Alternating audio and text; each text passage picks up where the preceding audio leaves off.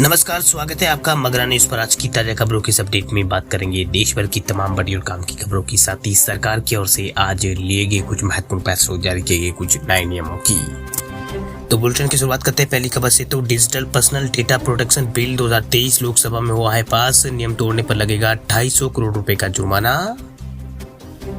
लोकसभा में सोमवार को पर्सनल डेटा प्रोटेक्शन बिल 2023 पास हो गया।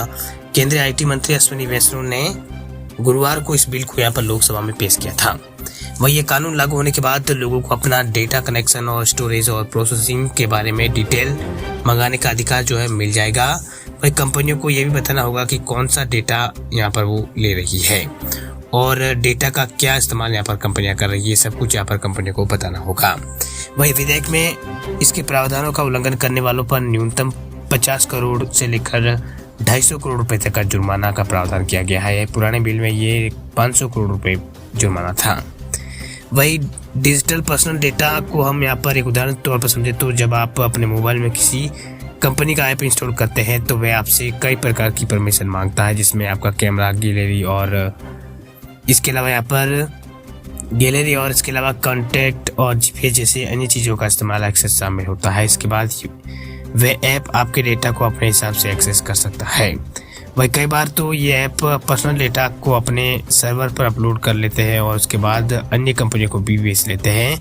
अभी तक हम ऐप को यहाँ पर ये जानकारी नहीं ले पाते थे, लेकिन वे ये जानकारी हम ऐपों से नहीं ले पाते थे कि हमारा डाटा वो ले रहे हैं, इसका क्या यूज़ कर रहे हैं। ये बिल उसी तरह से यहाँ पर डेटा को प्रोटेक्ट करने के लिए लाया गया है। बात करते हैं अगली खबर की। तो बैंक कर्मचारियों को जल्द मिल सकता है 2 week off. Indian Bank Association ने प्रस्ताव को दी है मंजूरी।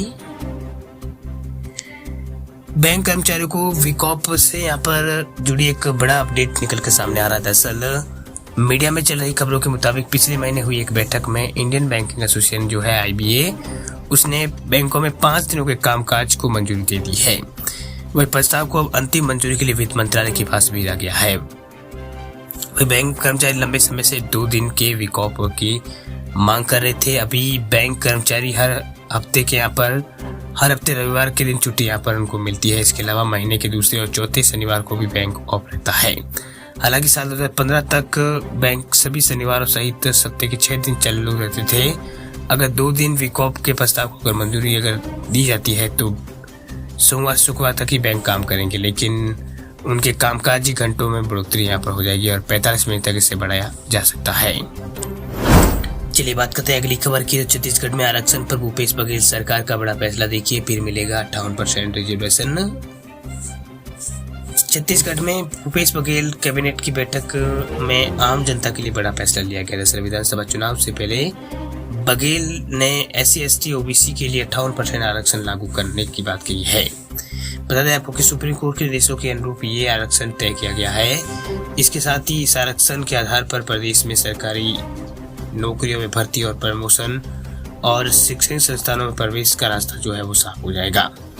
वही इस बाबत में ट्वीट के जरिए CM भूपेश बघेल ने जानकारी दी। उन्होंने लिखा है कि आज निवास कार्यालय में मंत्रिपरिषद की बैठक में राज्य की शैक्षणिक संस्थाओं में पूर्व प्रचलित आरक्षण व्यवस्था के अंतर्गत प्रवेश प्रक्रिया पूर्ण करने का निर्णय लिया गया है।